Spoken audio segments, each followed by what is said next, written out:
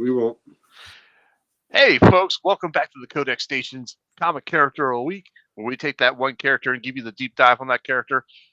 I'm your host tonight, Sal the Slab Guy. Joining me right there is Dan the Kelly Art from Instagram. Down below is the Ric Flair of Comics. Woo!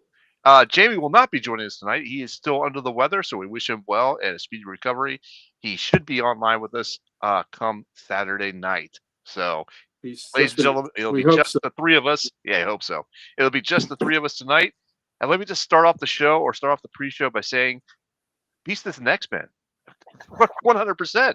He's an X-Men, 100%. So that way when Richard joins in, I can say I beat him to the punch. How you guys doing? Doing all right. Doing good. Almost Friday Eve. Almost Friday. Eve. There we go. There's Richard. See? I got you, Richard. Richard had that queued up. You didn't put it up. Yeah, I know, but I still beat him. I still beat him to the punch. Yeah, I've seen when I go on, running the Instagram page and for the channel, and when I go put up posts and it's putting a link for a show that's coming up, I'll click on the link on YouTube, or click on YouTube and then click share to get the copy the link, and it might be like I've seen it 2 or 3 days in advance. And Richard's already left a comment that says Beast is an Avenger. Nice. Good job. Like days before the show even starts. See, he's that's because he's dedicated. We love you, Richard. We love you. Oh, is that the Age of Apocalypse? That looks like the Age of Apocalypse, huh? Yeah, it is. Such a good story. Such a good story. I'm sure we're going to be covering it tonight. All right, so let's say we get some business out of the way tonight. I'm your host, as always, Sal the Slab Guy. You can find me here at the Slabatorium, where it's a cool, crisp 39 degrees. You can also find me on YouTube under Sal's Comic Corner, and also on Instagram as the Slab Guy 77. Dan, why don't you tell them where they can find you and what you're all about? Yeah, you can find me on Instagram at Dan Kelly Art. So go on there and I post art like this a few times a week. The Sabretooth one I was working on. Nice. For the show tonight. As you can see, it's not finished. I only just started sketching out Wolverine's skull there, and it's kind of blurry. And it's kind of neat. I like it. Looks good. So continue to work on that. But yeah, you could see stuff like that on there. And yes, hello, Richard. Thank you as always. Richard. Yes, thank you, Richard, for joining us. Most of the stuff you see on there, unless it is otherwise notated, is available for purchase. So purchase it so that I can have money, because right now I don't have money.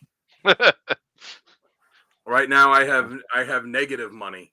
Oh gosh, that's never good. Are y'all going to the comic shop tomorrow? No, I hit it today. I hit it today because tomorrow I got to take my car in for service, so I went today.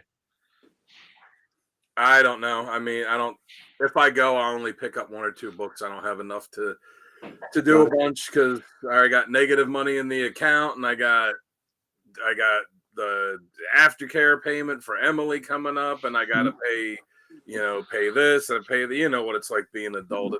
Negative money doesn't spend well, does it? No, it does not. Yeah, no, not too much, but yeah, it sucks. So, yeah. All right. Well, why don't you go ahead and introduce that guy right down below you there? Well, here's trouble. Oh, sorry. Go ahead. I was going to put up that gears. I was going to say, here's trouble. There we go. There he is. It's a party now. Yep. Now it's a party and an indictment and an arrest warrant and everything else. But yeah, I mean, what introduction does he need? We all know who he is. We all know what he's about. He's broken hearts from one side of the country to the other. He's spent more on comics this week than you've made in an entire year. Probably more than I made in an entire year, because my job sucks and I don't make that much. So, so he's probably spent more than that. But he's the diamond ring wearing, jet setting, wheeling dealing, high profiling, styling son of a gun, the Ric Flair of comics. Woo! Uncle Gary. I don't know. Some days I feel like I got cubic zirconia going on here. So, but come see me. Thank you for that, Dan. Come see me at Comic Logic. We are Loudoun County, Virginia's only comic book store. We would love to make your acquaintance. You can come see us on Wednesdays. You get to see me, Mighty Mike Harbor, and our special guest in this spot next week. You'll get to meet the big kahuna himself, Rob Kalin, our principal owner, for our show where we're doing he picked a duo. We haven't done a duo before, so we'll do the Super Sons. So from Rob Kalin, so you get to see him and really meet Comic Logic folks. And also we want to give some love to our good buddy Archduke Kevy, who founded the Comic Character of the Day site that Dan is now full steam ahead on. And our Comic Character of the Day, of course, was Sabretooth today. And Dan will always post a character of the day, and he'll post a great random panel of the day. And you'll see covers of the day. So it's a really good site to get all your comic needs. So please come see us there. So with that being said, let's kick it up to the Slabatorium and the host with the most. Well, thank you, Gary. Like I said, you can always find me there, but you know where else you can find us? You can find us at the codexstation.com right there. Mm-hmm. Meet the team, get some merch, and there's so much more to that website. Brought to you by this guy down there, Mr. IT himself. Mr. It. He also created all these things that we want to give to you. Listen, I didn't create them. Society has. So, because if you can tell that we have all the socials, and we like nothing better than to give them to you, baby. Absolutely. Just go over to any social media, type in at the Codex Station. You'll find us. Click that like, share, subscribe. Do what you got to do. But you know what we got going on this month? We got another giveaway going on. And let me show you what this month's giveaway is. And why is it not coming up? There we go. We got 3 foils and a trade. We got that Joker, the Death in the Family. We got Red Hulk #1, Eddie Brock Carnage #1, and Absolute Power #1. All foils there in the background. Those foils are huge. Look at the size of that compared to that trade paperback. I know. That is true. I was trying to make it so you could see what was going on with those. So I don't like how I designed the picture, but I'm teasing you. I know. It's all right. Yeah, Richard. You're true. correct, Richard. Very much so. Very much so.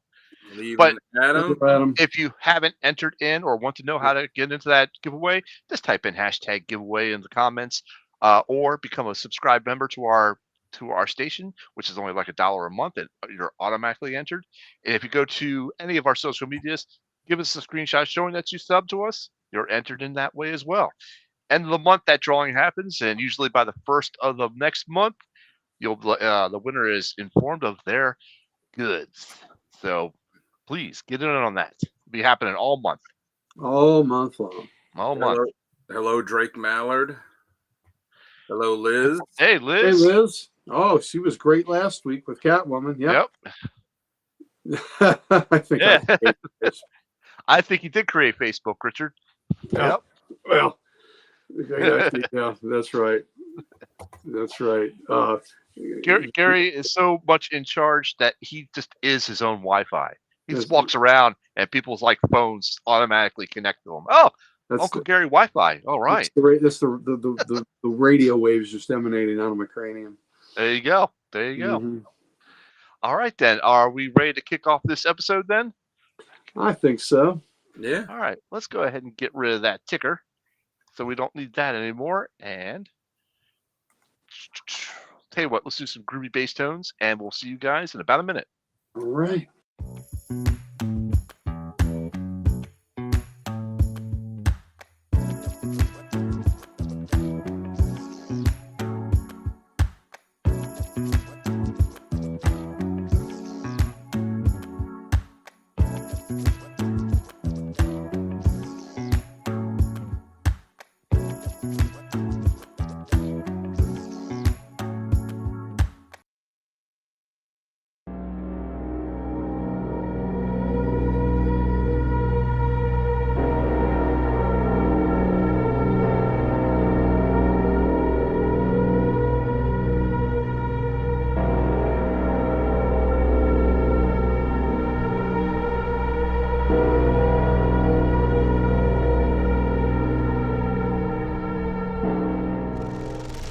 What's wrong, Runt?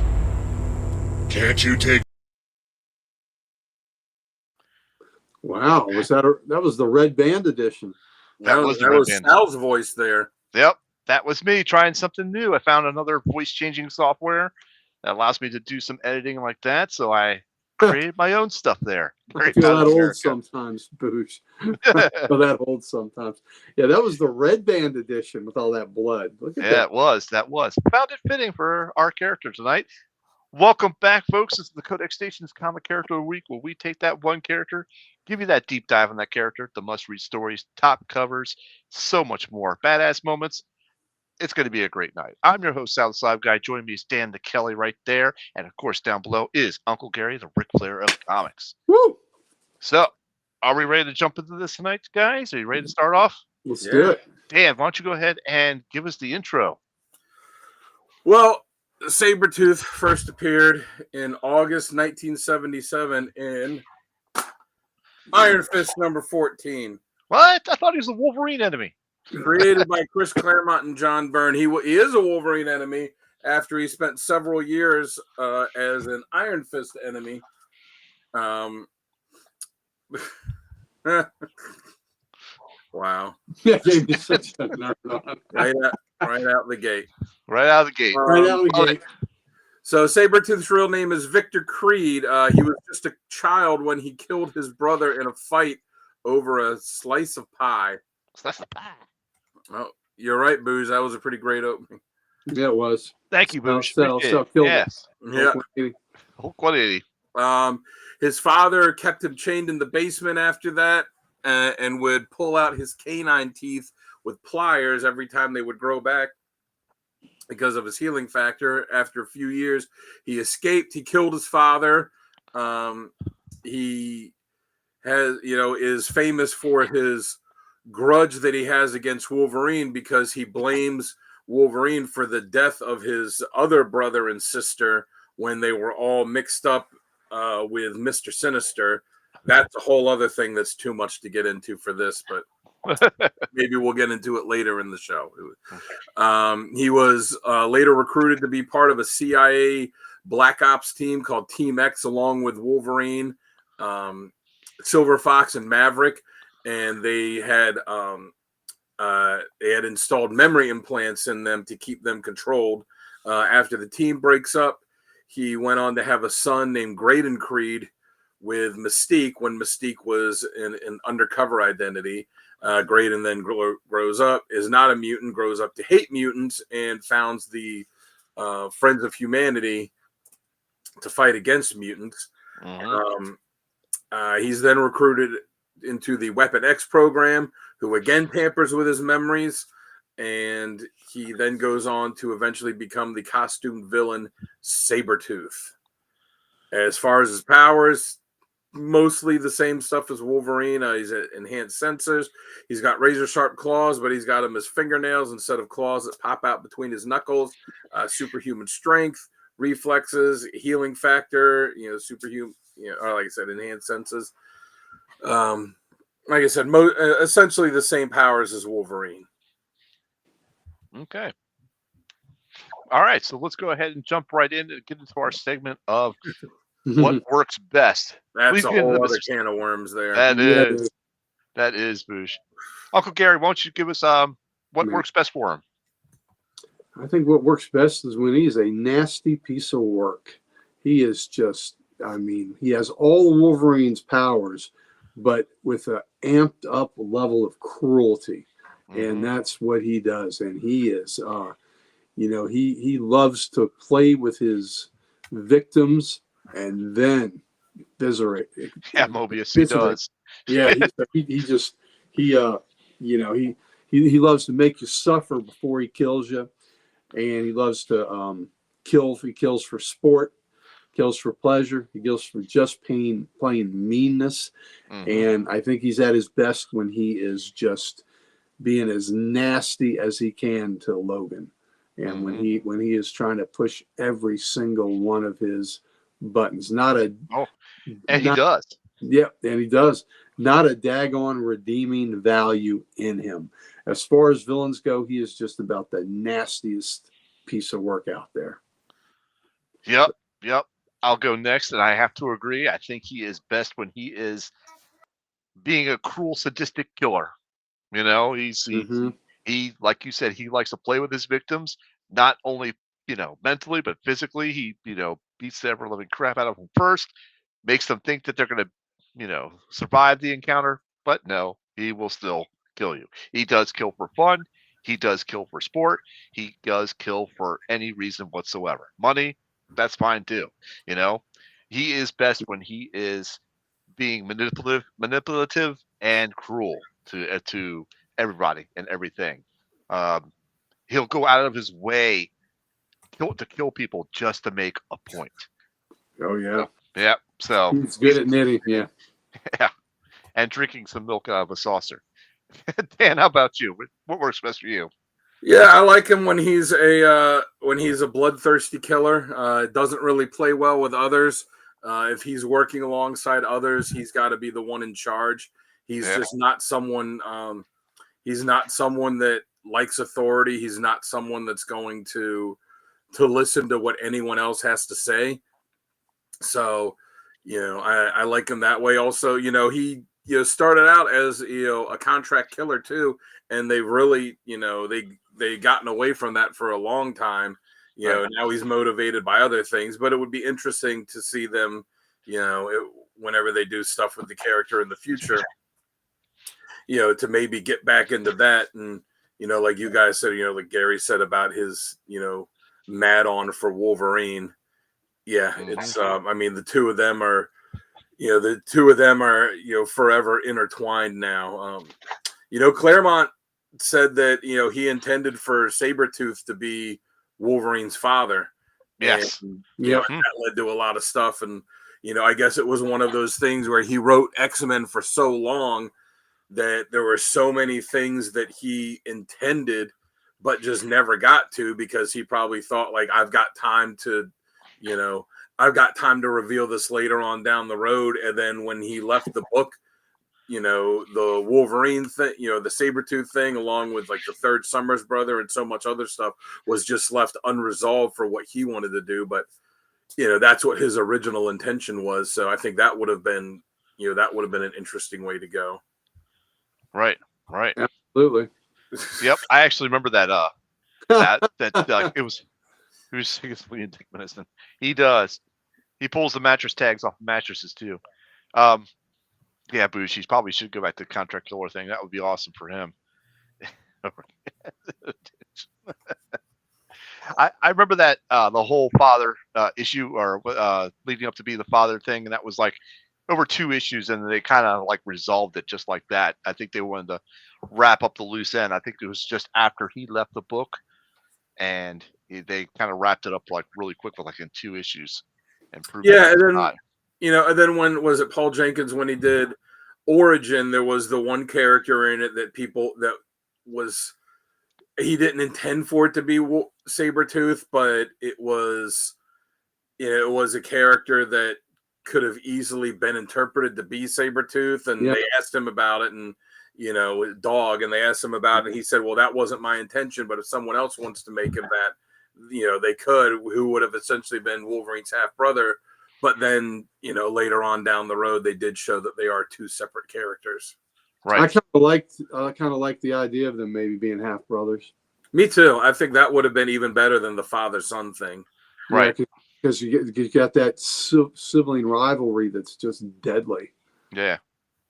I liked it when it was on when they were kind of like teammates on the Weapon X program, type of thing, and they were both the I guess the tanks, you would say, in that situation.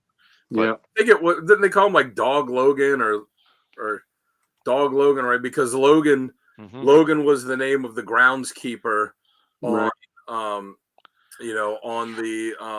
on the estate where the Howlett estate, and then it was heavily, never said in the book, but heavily implied that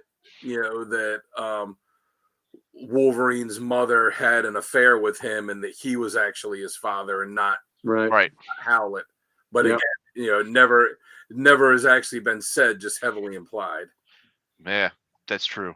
How much has Sabretooth's story been retconned or retconned? I don't really think that much, because once they did that origin, that X-Men Origins Sabretooth one shot where they said, where they showed here's Sabretooth's origin, I don't think that they've done anything to contradict that since then. I mean, I know the story's not that old, only about 10 years old or maybe less. And Right. I don't think they've done anything to contradict it. And before that, they hadn't really, you know, it was the same as Wolverine. They hadn't really revealed a lot. There was the Team X stuff and the, you know, Weapon X stuff, but with all the memory implants too, you could easily write that off as, you know, oh, that didn't really happen. Right. Right. Okay. All right. So let's go ahead and jump to our badass moments. Dan, do you want to kick us off for that? Sure. So my first one is X Factor issue 52. Ooh, It's a about half the issue. It goes back and forth between this fight with him and Archangel, and then this stuff happening with Scott and Jean. But you know, who really cares about that when you're having a badass fight between Sabretooth and Archangel? Right. And essentially, half the issue is just them fighting, just absolutely brutal with each other, and they're both at the end of the issue. They're both just left bleeding out in the snow. You know, us here in the future know that they both survived, but it was still a really brutal fight. My second one is it I didn't know that they brought Birdie back because I dropped off of the Krakoa stuff after about the first year, but that's interesting because that was a short-lived character, but she was major for him. Yeah. My second one isn't a specific moment. It's just the idea of how every year on Wolverine's birthday, Sabretooth finds him wherever he is in the world, finds him and does something to make his life absolutely miserable. He doesn't kill him and he doesn't try and kill him. He either kills someone close to him, attacks him, you know, he does something to, you know, to just screw up his life as much as he can. Yep. Hey, what is he? Austin Powers. Come on. And then my final one is a recent one from about the past year, I guess last year.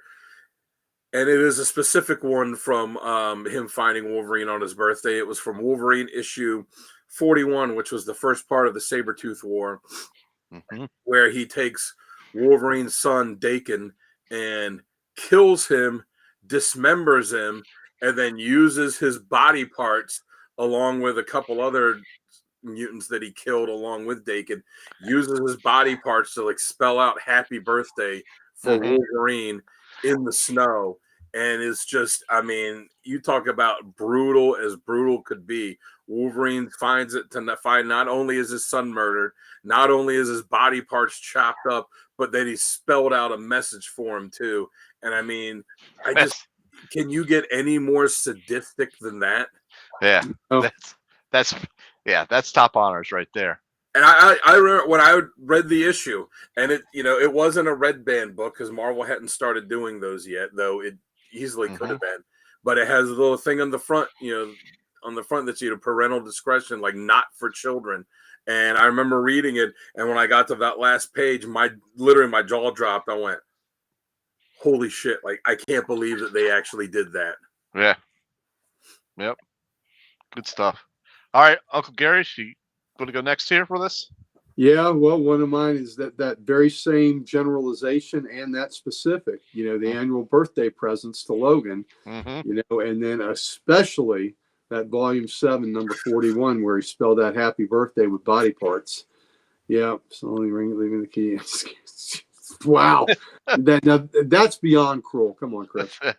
That's even worse than the year that he broke into his house and left him in Upper Decker and stole the batteries from all his remotes. That's terrible. An Upper Decker.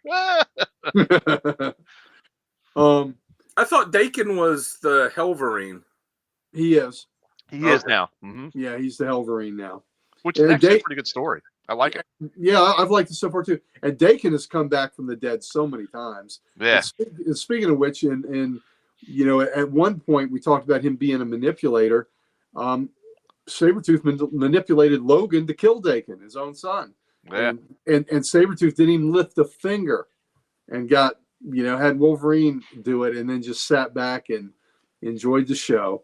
So that's the sadistic bastard he is. And then in Ultimate X-Men, Creed there, got a hold of the only copy of Wolverine's memories because his true life and his memories, and he just burned them. Here's the only copy of any memories, and something Wolverine wanted desperately, and he just burned them. So that that's, again, just as cruel can be. That's that guy right there, Sabretooth. That's what you say. He's cruel for the sake of being cruel. Oh yeah, because absolutely. He can be. And he really doesn't want to really kill Wolverine. He wants to get him within an inch of death just to make him suffer. Yeah. That's a first nip. Yep. Yes, it does. Yes, it does, Chris. Which was a fantastic pre-Pogues band that Shane McGowan was in. There you go. All right, so for my 3, let's see if I could find. I got several, and you guys already mentioned a lot, but I'll mention 2 that were not picked out right here. He actually fought Black Panther to a standstill, and that takes a lot. It was Black Panther Volume 3, number 5, came out in '99. He fights him, overpowers him, and nearly kills him before being stopped. So to fight and overpower Black Panther, that's a badass skill level right there. Number 1. Nice. Let's see. Sabretooth Volume 1 from '93. He actually ripped a man's skeleton from out of his body. Like you can rip your lungs out, Jim. Yep. Exactly. So that was another badass moment. X-Men number 6 from '92. He fights Psylocke the same way, like a brutal fight, and she's left like bleeding out. But he took on most of the X-Mansion people in the X-Mansion at that time too. Such a special. Yeah, Chris, she had you tested. And he didn't need to either. She could just tell. Yep. He that particular fight also was like not only physical, but it was one of those where it was psychological fights as well. So he really tore up Psylocke in that fight before the rest of the team managed to like stop him or was able to stop him from killing her. So that was a pretty badass fight. I also had from Wolverine killing Wolverine's girlfriend from Wolverine number 2. Silver Fox. Yep. Yeah. And that I remember one of the lines was like the uppity squaw said no, that type of thing. Oh. So that's just mean on every level too. And then that was retcon that he never actually killed her. So right, and then that was retcon. The whole thing with the memory implants. Yeah, I know. I figured they'd use that as like the time travel canon. Oh, that was we'll just get rid of that with the time travel thing. Anyhow, yeah. So I had with the Marauders leading the Mutant Massacre as well, because it was the fun of the hunt to kill. He didn't really care about anything else. Yep. Before she was a ninja. Very true. Yeah. Very true. So yep, those are my badass moments. You guys did a good job on those other ones. So now let's jump to critiques and what we don't like about him. I'll go first on this one, and I'm not necessarily going to say there's not as much I don't like about him, but sometimes they change him from the psychotic manipulated killer to something else, to that cool calculated killer that he was with Birdie. I don't like that. I like him more unhinged and savage than the cool calm. What's that? Oh, said that's how I got kicked out of the army. It was the don't ask, don't tell time. And my commander came up to me and said, "We don't have to ask because we can tell." Yep. So yeah. So Chris did not get kicked out of the army. Yeah, I know. All right, so that's my reason I don't really like about him. So Dan, how about you? I mean, there's not really much. You would say don't like about him. It's like it's not a character that you necessarily like because he's such a bloodthirsty psychopath. But as far as characterization, there's not really much there that I dislike when they use him. That's just as long as they use him where he's brutal and sadistic and and he's not stupid. He's a smart guy. Like he's very good at planning. You see, especially all these elaborate ways. Again, going back to him going after Wolverine on his birthday, but other things too. When he makes these elaborate plans that he enacts. It's so as long as they don't portray him as just a mindless psychopath, that he does have intelligence. He does have a lot of military training. To go along with the powers that he has too. Right. Oh, what issue did he first appear in? Well, that would be Iron Fist number 14. There it is, baby. A book I don't have. That would be it right here. Jelly. Wow. Really? You don't? I do not. Oh. Nope. I got the whole run, and granted it's not that long of a run because it didn't even go 20 issues, but I got the whole run of it years before the price boom, before everything like skyrocketed in price. I'm glad I got it then. That and my complete run of Nova. There you go.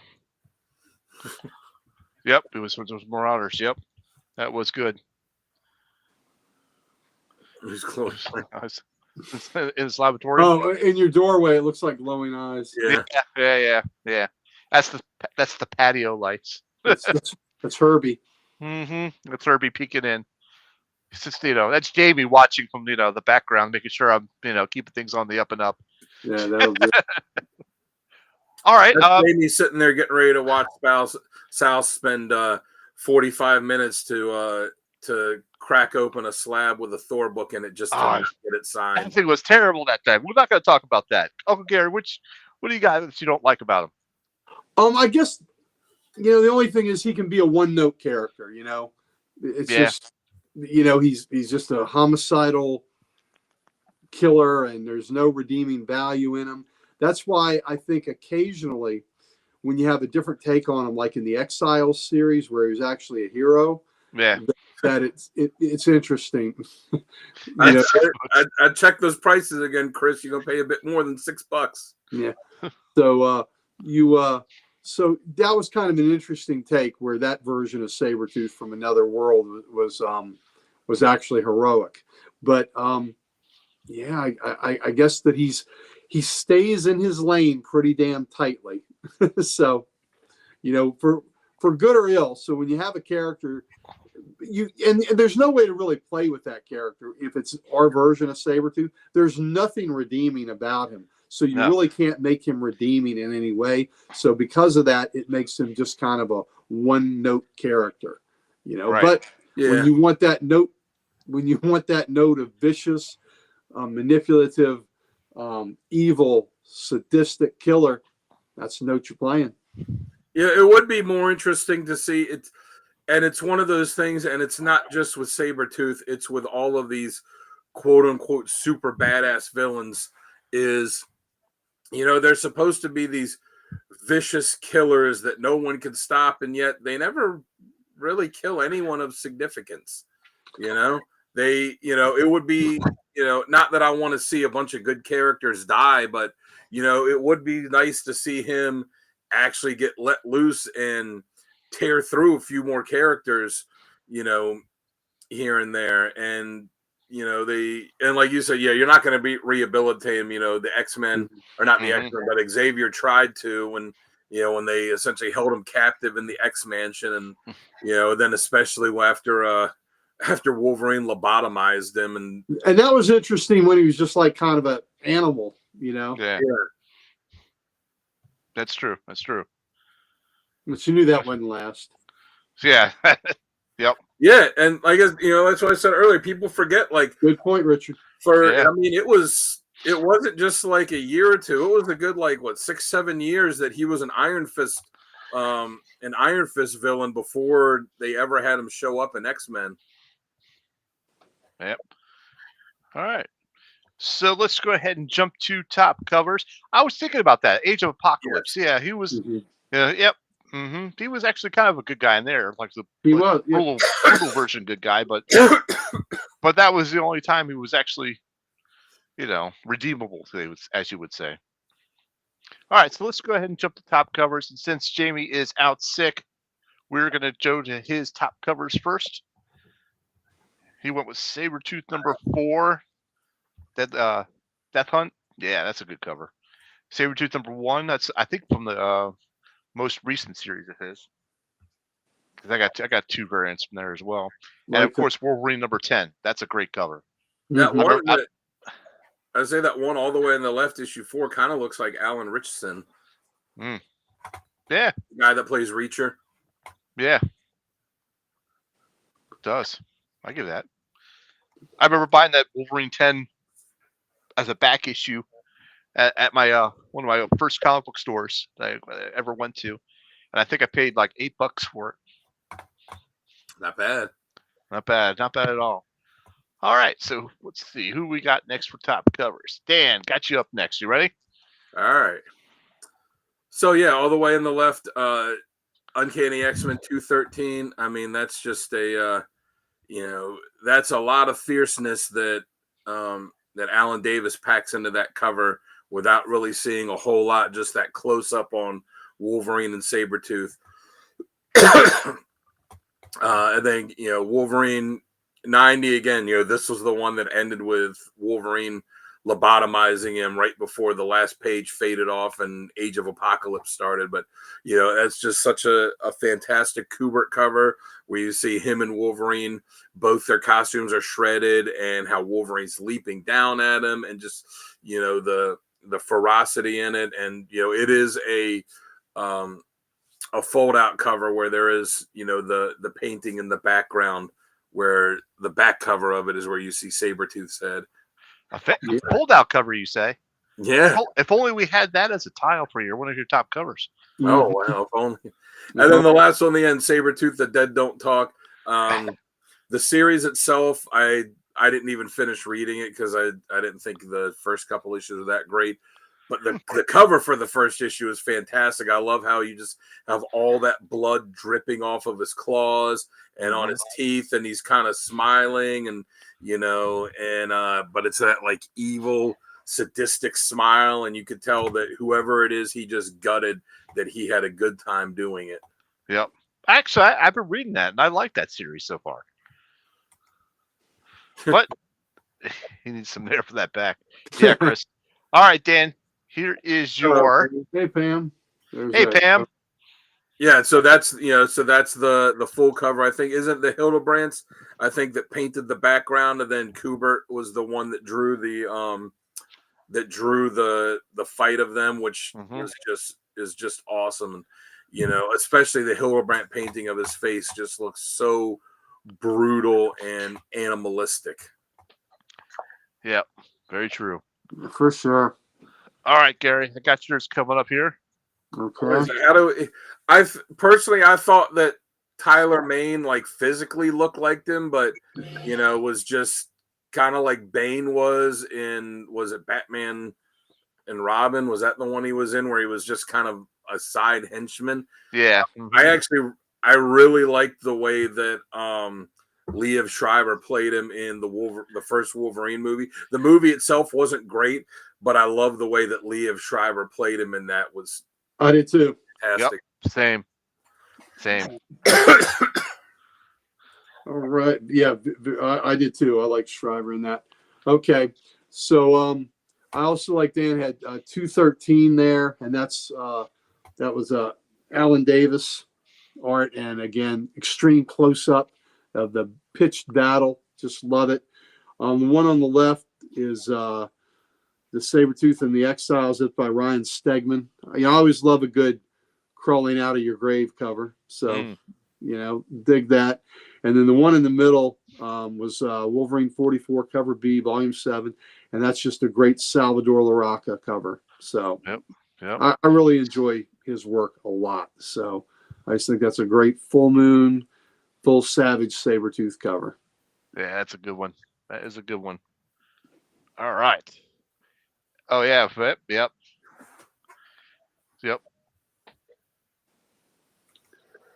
Yeah, I remember that. I remember that Axis storyline. That was pretty cool. Yeah, as bad as that first Wolverine movie was, the first what is it, like the first 5 or 10 minutes of it where it's just him and Sabretooth, and it shows all the wars and the battles and stuff they were in, over the decades, over the years, all that. That part was awesome. It was. Yeah. Yep. Mm-hmm. All right, let's go jump to my top covers. Yeah, he is. Yeah, he is, Chris. Mm-hmm. Don't forget, he was in the first Scream movie too. Yep, that's true. All right, so I went with let's see, it's Sabretooth from Volume 3. That's the 1B on the far left. The cover artist was Todd Knock on that one. I like the drool factor in the mouth. That's pretty. Looks like he's on full on rage there, but you got the tufts of hair coming out the sides too. Yep. So nasty. This middle cover, of course, Wolverine number 10. This is by Bill Sikowitz. This was like before the claws, before the metal. They were just, beating the shit out of each other. Way back when with this as well. Yeah, it was still beat the hell out of. I think it was Logan. Yep, absolutely. Mm-hmm. And then the far one is Sabretooth from Volume 3 again. Another variant cover. This is by Ryan Stegman. Thanks, British. I like the mist in the background with this. I like the overextended fingers that look like look like claws. I like that look, and I like the background is kind of like got that almost like a graveyard feeling to me. Tell you the truth. So it looks pretty wicked. I love that. That one, or not that one, but the A cover for that, which is the same art, it's just the color is different. Yeah, that was on my list initially until I found that one, the Dead Men Tell No Tales one. Right. And my Dead Man Tells No Tales was on my short list until you sent over your covers, and I'm like, okay, I'll choose something else. Good. So, yep. It's like you said, yeah, that's true. I make that face a lot too. But yeah, wow, this is the first time in a while that we've doubled up on covers. Me and Gary both had the same one. Me and Jamie had some. You and Jamie had the same one. Yep. And that hasn't happened in a while. That's true. All right, before we jump to our next segment, we're going to first do a little shout out for our giveaway happening in the month of March. Check out these. We got Red Hulk number 1 foil, Eddie Brock Carnage number 1 foil, Absolute Power number 1 foil, and of course the Joker Death in the Family trade. This is the giveaway for March. Enter in hashtag giveaway so you can get entered into that. The details are explained in the pre-show, but you guys know the deal. Just type in hashtag giveaway and you're entered in. So go ahead and definitely check that out. All right, for essential readings, let's see. We got to pull up Jamie's first because he is out. So let's check out what Jamie had. We go 55 land variant. Oh yeah, that. Yep, I know what's in. Mm-hmm. He's more than just a bit. He's a. Yeah. All right, so Jamie had Sabretooth Death Hunt, Sabretooth from 2022, and of course the Wolverine number 10 story. Mm-hmm. So yep, those are good ones for sure. Yeah. All right, Richard, you've already said that. You don't need to keep saying it. It's a hashtag giveaway, not a hashtag Beast of the Avenger. All right. All right, Gary, let me pull yours up next. You ready for yours? Yep. All right. Let's go. Okay. So the one in the middle, X-Men 213, that's that cover that Dan and I both showed. That's just a great Wolverine Sabretooth slobber knocker where they are just slashing and hacking and ripping each other to pieces. It's just a great issue-long fight, pretty much. The one on the bottom, The Return of the Native, was a storyline that Greg Rucka had, art by Derek Robinson. I really liked that story. I liked what Rucka did with it, and it was just Sabretooth at his most savage. And well, that's any issue with Sabretooth. He's at his most savage. But I really enjoyed that storyline. And the Native was a feral, female that that Sabretooth was, hunting down and using. So and Wolverine was trying to save. And then just for a change of pace was Exiles 59, and that was the heroic Sabretooth trying to do the right thing. Things don't always work out the way he hopes, but it's just a different take on to see that character, in a different light. So that's why I just threw that in there. And that was Tony Bedard who wrote that. Yeah, that's pretty cool. All right, Dan, let's see. There you go, Boosh. So got you, Joe, for the giveaway. Boosh, Chris, right. Richard, Pam, Joe, got you all on here. Awesome. Good job. Thanks, Dan. Mm-hmm. All right, Dan, here's your recommended readings. All right, so the first one, Wolverine Sabretooth Volume 1. It's the 4-issue miniseries. It's got some really just fantastic art by Mark Teixeira in it. Just really brings out the animalistic brutality of Sabretooth. The character Birdie, that's the one that was mentioned earlier. Sabretooth does have a great costume. Hey. His original one and the and the Jim Lee one were both great. Yeah. But yeah, Birdie, was a character that was like a low-level telepath, and she could kind of, calm him down, and and she ends up being killed, and she was the only thing that could kind of keep him in line for a while. Sabretooth War, that's Wolverine Volume 7. Mm-hmm. Not the current series, but the one that was just before that ended last year. It's issues 41 through 50. Yeah, that's a great story. Yes, and it is, the all-out, drag-out war between the two of them. It is brutal. It doesn't, spoiler alert, it doesn't end well for Sabretooth, but, throughout it, you just see how brutal he can be, and and he will let nothing get in his way. Sabretooth. And then the last one I got, we're talking about the heroic Sabretooth. I've got Astonishing X-Men Volume 1, which is the 4 issues from Age of Apocalypse. And that was the one, that was the X-Men team that he was on in it. And yes, just like Richard says, hit the like button, hit subscribe. Yes, indeed. Thank you, Richard. And yeah, it was, I liked it because I've said before, and we'll continue to say, Age of Apocalypse is one of, if not my favorite, these mega crossovers. And I like how it was a completely different version of him. It was a heroic version. You saw him with the way the Wild Child character was in that compared to the 616 universe, how he was more animalistic and Sabretooth watched out for him.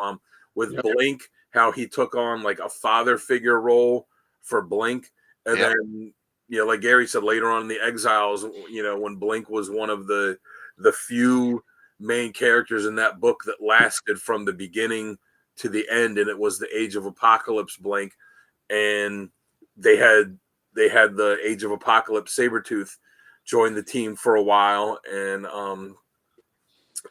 was really good in that. But yeah, it's a completely different version of the character, and it's one of those things that excuse me, when it's you're looking at it, it's almost like the what do they say, what if? That, it shows that there is the possibility for him being good out there.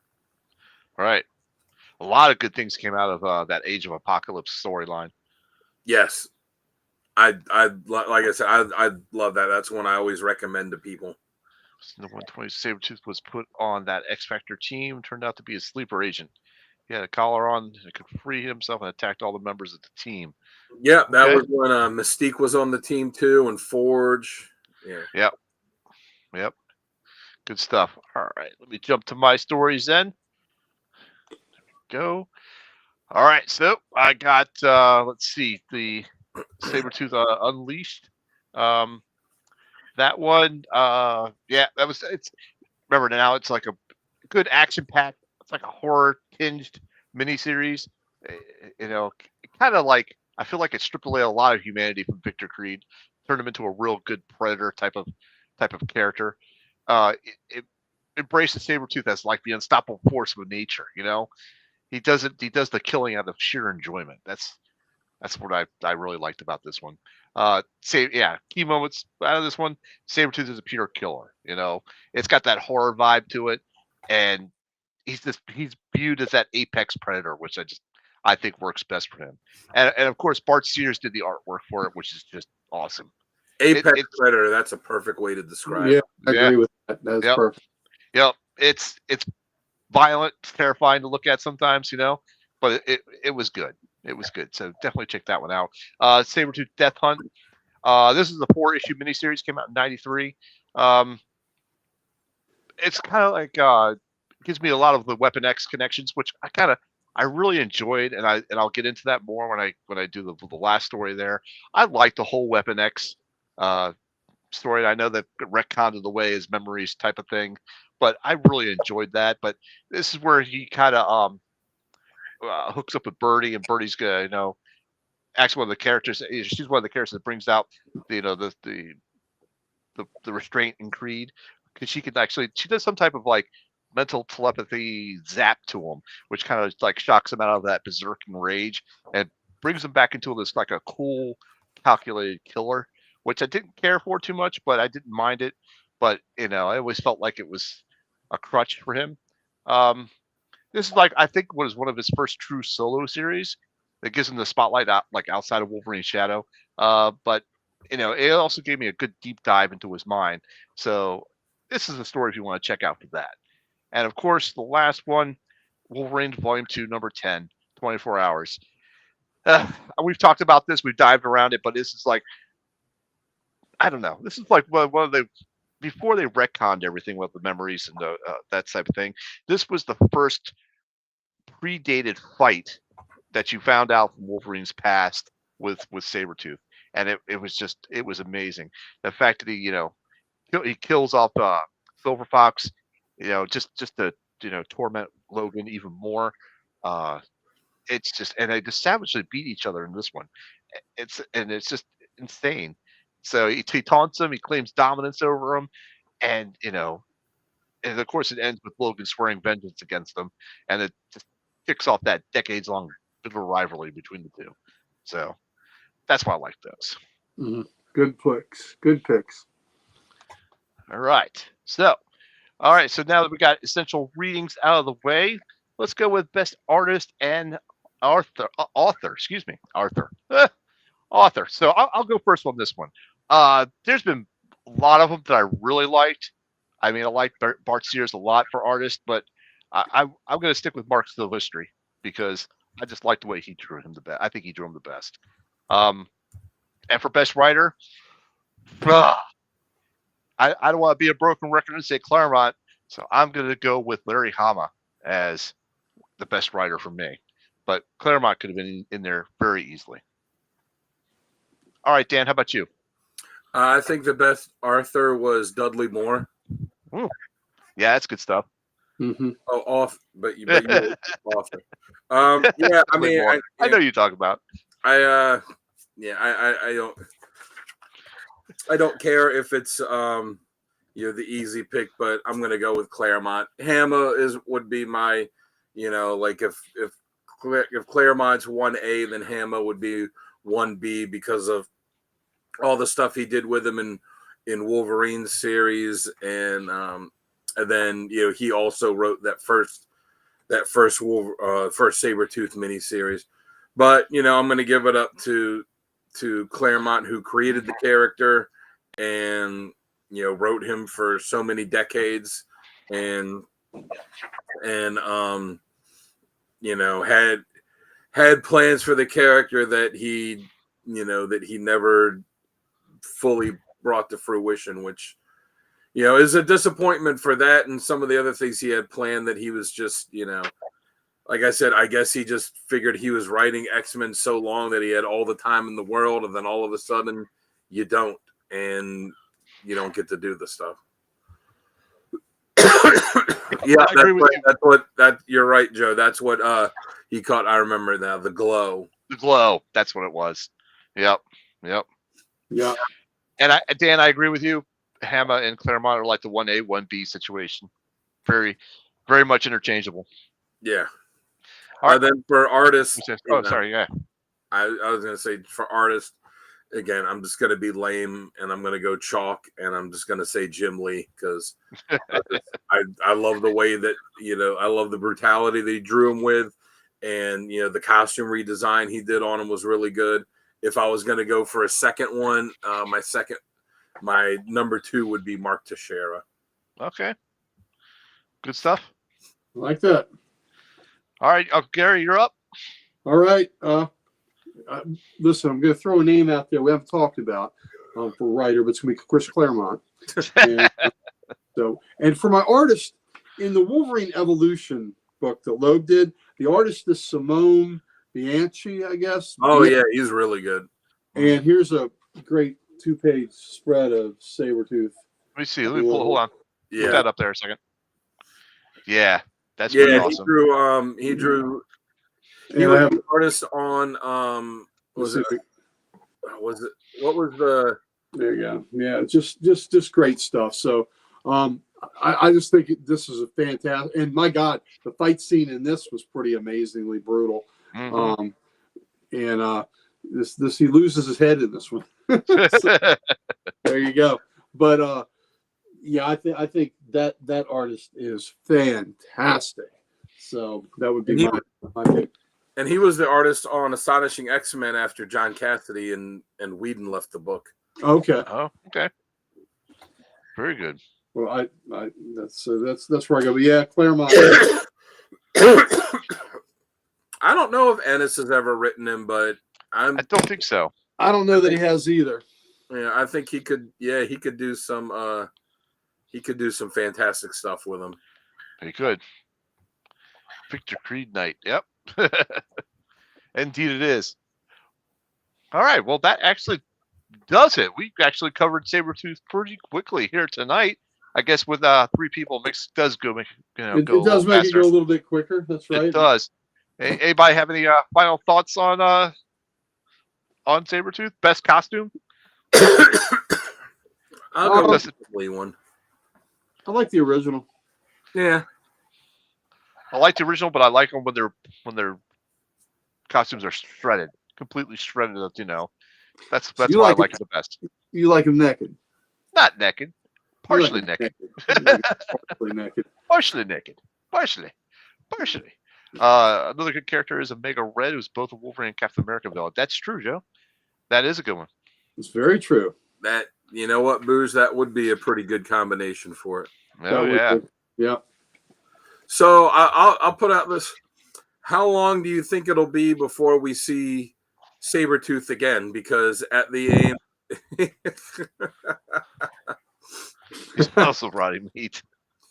Because that's his cologne. You know, earmuffs if you don't want for the next 10 seconds. If you don't want to hear the spoiler, at the end of Sabretooth War, he was killed by Wolverine in a pretty, let's say, final way. Had a sense of finality to it, the way he hacked them up. So it's comics and nobody stays dead other than Uncle Ben. So yeah. How long do you think it'll be before we see Sabretooth around again, and how do they bring him back? I don't know how they bring him back, but they brought Frankencastle back. Yeah. Oh, that was terrible. Yeah. Yeah, my little figure there. That's the Age of Apocalypse one. Thank you. I give it about a year. I think a year, and then they'll bring him back somehow. He did have was it an X Factor where he had a bunch of Sabretooth like variants from different universes he pulled together as a team? Yeah, that was a recent storyline, and they have to bring him back for Wolverine's birthday. Yeah. Well, that was in Sabretooth War too, where he had all the different Sabretooths that he pulled together, and a lot of them he cut their heads off and put the little put Roombas on top of them. Oh, there we go. Went dark. Oh, Sabretooth is in Sal's house. Yeah, something with Mr. Sinister is a fair bet. Yep, I would bet that too. We'll be back next week. No, we'll be back next week. I don't know about him. Oh, Frankencastle, so bad. So bad, Chris. You know it as well as I do. Now, what would you say was worse as a tangent? Was it Frankencastle or was it when they made him an angel?